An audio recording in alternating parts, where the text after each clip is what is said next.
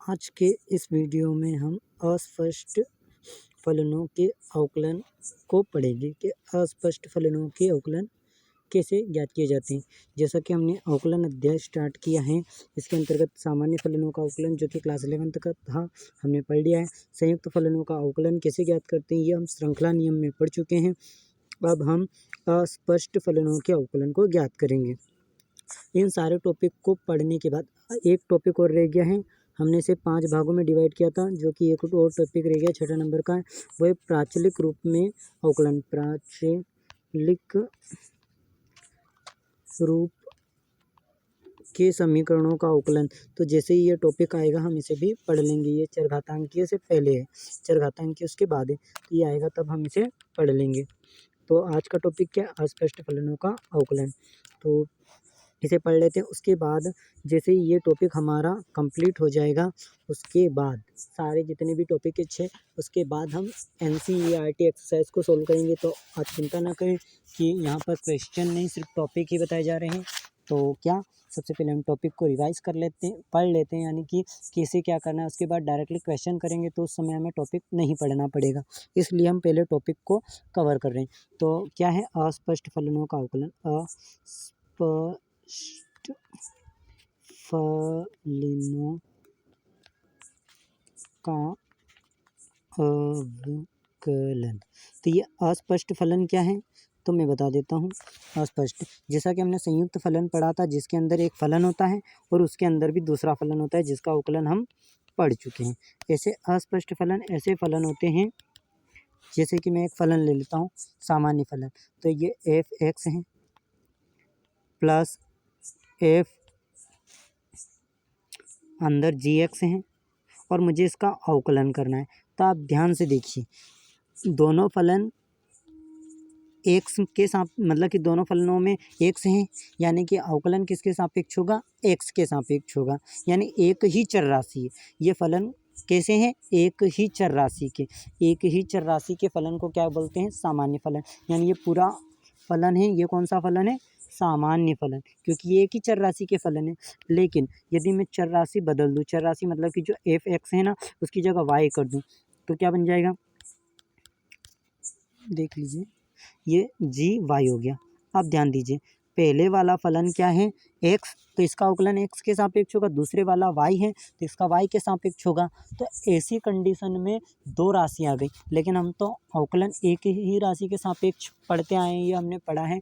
तो हम जहाँ पर दो राशियाँ आ जाएँ तब अवकलन कैसे करेंगे? जैसे कि मैंने ले लिया है y बराबर x² प्लस साइन y, ये कंडीशन आ गई। अब यहाँ पर देखिए कि जो y है इसका अवकलन करेंगे तो वो तो dy/dx हो जाएगा। x² का करेंगे और साइन y का करेंगे, यानी यहाँ पर हमें दो राशियाँ मिल गई, एक तो x है और एक y है। तो ऐसे फलनों को क्या कहते हैं? अस्पष्ट फलन कहते हैं। यदि अस्पष्ट फलन आपको क्लियर नहीं हुआ है तो एक बार और समझ लीजिए दूसरे तरीके से। अस्पष्ट फलन वे फलन होते हैं जिसमें हमें जिसका अवकलन ज्ञात करना है। क्या? वह फलन जिसमें हमें जिसका अवकलन ज्ञात करना है उसकी वैल्यू नहीं दी हो, यानी कि डायरेक्ट वैल्यू नहीं दी हो, इनडायरेक्ट वैल्यू। मतलब जैसे कि यहाँ पर देखिए साइन y बराबर x² है, साइन y बराबर क्या है? x² है। अब मैंने बोला है कि dy/dx ज्ञात करो। अब ध्यान देना, मुझे किसका अवकलन करना है? y में, y का अवकलन ज्ञात करना है। अब ऊपर बताइए आप, क्या y की वैल्यू दी हुई है आपको? डायरेक्ट नहीं दी हुई है, यानी कि y की वैल्यू इनडायरेक्ट दी हुई है। अब हमें इससे अवकलन करके dy/dx ज्ञात करना है। और इससे पहले जो होते थे फलन, उसमें डायरेक्ट y बराबर ऐसा होता था x³ plus x² plus sign x, ऐसा होता था। यानी कि जिसका अवकलन करना है उसकी वैल्यू डायरेक्ट दी होती थी। और अब जो फलन पढ़ेंगे अस्पष्ट फलन, उसमें y की वैल्यू डायरेक्ट नहीं दी होगी, वो किसी के साथ जुड़ी होगी। जैसे log y हो सकता है, यानी कि y की वैल्यू डायरेक्ट नहीं दी होगी, सिंपल।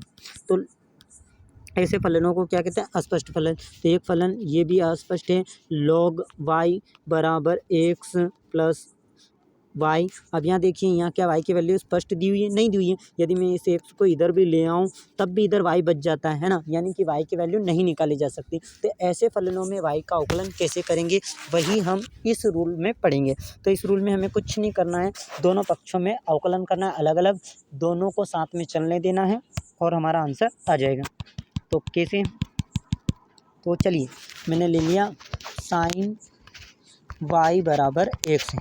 अब मुझे किसके सापेक्ष देखना, हमें ज्ञात क्या करना है, dy बाई dx ज्ञात करना है, यानी कि अवकलन हमें किसके सापेक्ष करना है, x के सापेक्ष। तो हम क्या करेंगे, जो ज्ञात करना है उसमें जो चर राशि नीचे दी होगी उसके सापेक्ष अवकलन करना है। तो दोनों पक्षों में किसके सापेक्ष अवकलन होगा, x के सापेक्ष, क्योंकि हमें ज्ञात क्या करना है, dy बाई dx, जो प्रश्न बोलेगा उसके अनुसार। तो हमें dy बाई dx करना है ज्ञात, इसलिए हम लिख देंगे x के सापेक्ष दोनों पक्षों में अवकलन करने पर। अब x के सापेक्ष दोनों पक्षों में अवकलन करेंगे तो इधर क्या हो जाएगा, d by d x sine y, और इधर हो जाएगा डी बाई डी एक्स किसका, एक्स का अवकलन। ठीक है, अब साइन वाई का अवकलन, ये श्रृंखला नियम में हमने पढ़ा था कि यदि यहाँ पर एक्स के अतिरिक्त कुछ भी हो, साइन एक्स होना था लेकिन एक्स के अतिरिक्त कुछ भी हो, चाहे वो ए बी सी डी कुछ भी हो, तो वो संयुक्त फलन बन जाता है। तो संयुक्त फलनों के अवकलन में पहले कहाँ से स्टार्ट करते हैं, बाहर से। तो हमने साइन बाहर क्या दिखा है, साइन, तो साइन का अवकलन करेंगे कोस। अब जो अंदर वाला फलन है वो ऐसा कैसा लिख दीजिए, तो कोस वाई। उसके बाद जो अंदर वाला फलन होता है उसका अवकलन करेंगे, तो वाई है तो वाई का अवकलन करेंगे तो d y by d x. ठीक है, अंदर वाले का कर दिया। अब उसके बराबर चल रहा है तो बराबर लगा दिया, D by d x, x का एक्स के सापेक्ष अवकलन करते हैं तो ये 1 होता है।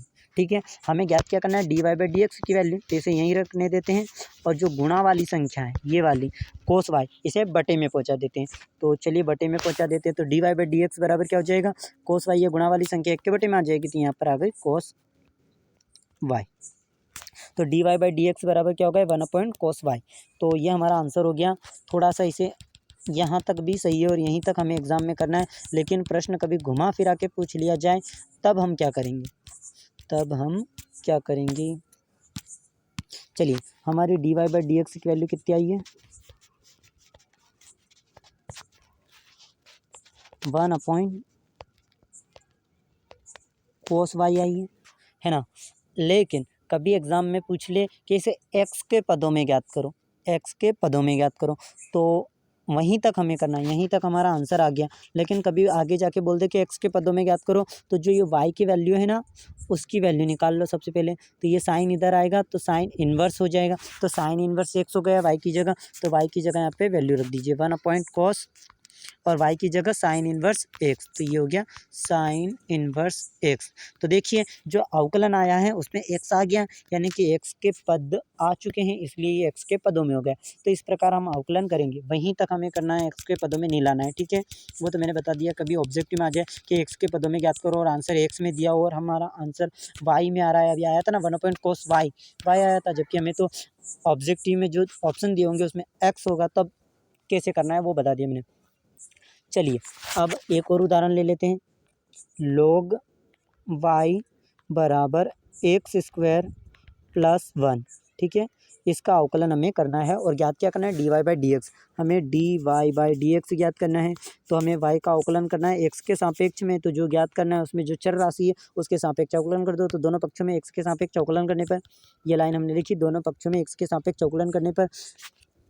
अब इधर करेंगे तो इधर हो जाएगा d by d x log y बराबर डी बाई डी एक्स² प्लस 1। ठीक है, log वाई का अवकलन ध्यान दीजिएगा, log एक्स होता, लेकिन log एक्स होता तो उसका अवकलन 1/x होता, लेकिन यहाँ पर x की जगह y है तो अब 1/y हो जाएगा। उसके बाद मैंने क्या कहा था, यदि ये संयुक्त फलन है यानी x के अतिरिक्त कुछ भी हो, यहाँ पर x होना चाहिए था लेकिन x की जगह क्या है y, तो इसका भी अवकलन करेंगे।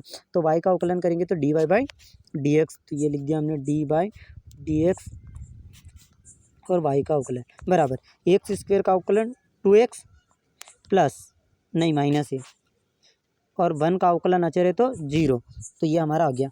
अब 2x में से 0 को घटाएंगे तो 2x ही आ जाएगा, तो ये हमने हटा दिया।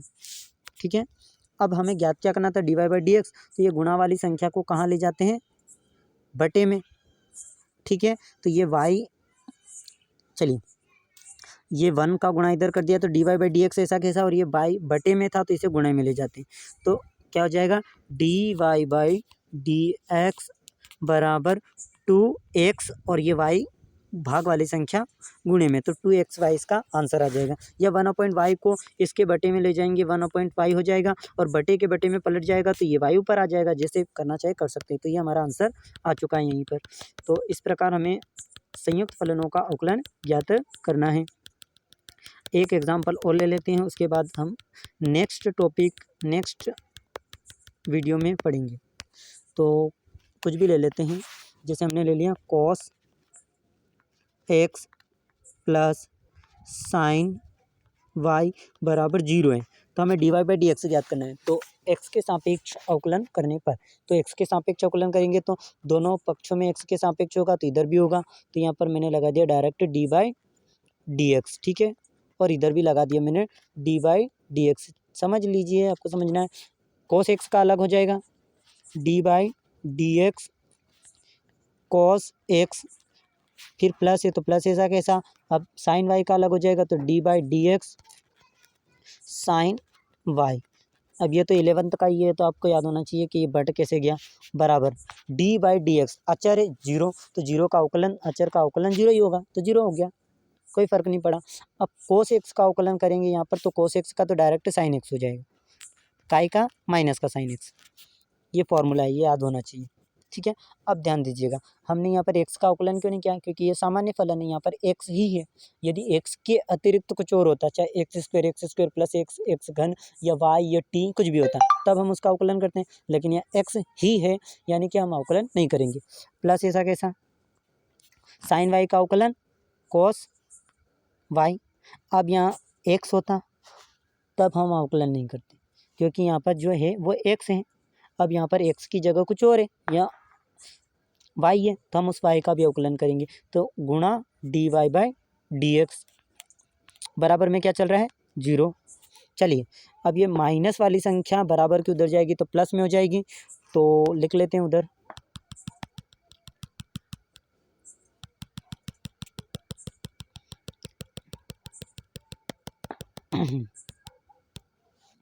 हमारा आया था माइनस का sine x plus cos y into d y by d x बराबर 0, ये आए थे समीकरण। तो ये माइनस का साइन एक्स इधर आएगा तो प्लस का साइन एक्स हो जाएगा, तो cos y d y by d x बराबर साइन एक्स, ठीक है। अब हमें d y by d x की वैल्यू ज्ञात करनी है, तो कोस वाई को बटे में ले आते हैं, तो d y by d x बराबर sine x upon cos Y.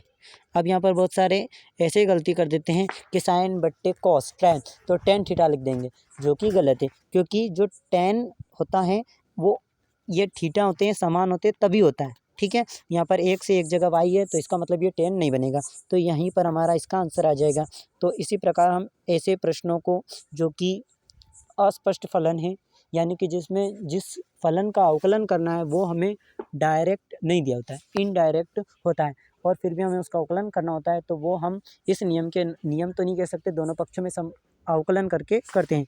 तो इसी प्रकार नेक्स्ट वीडियो में हम आगे के टॉपिक को पढ़ेंगे। धन्यवाद।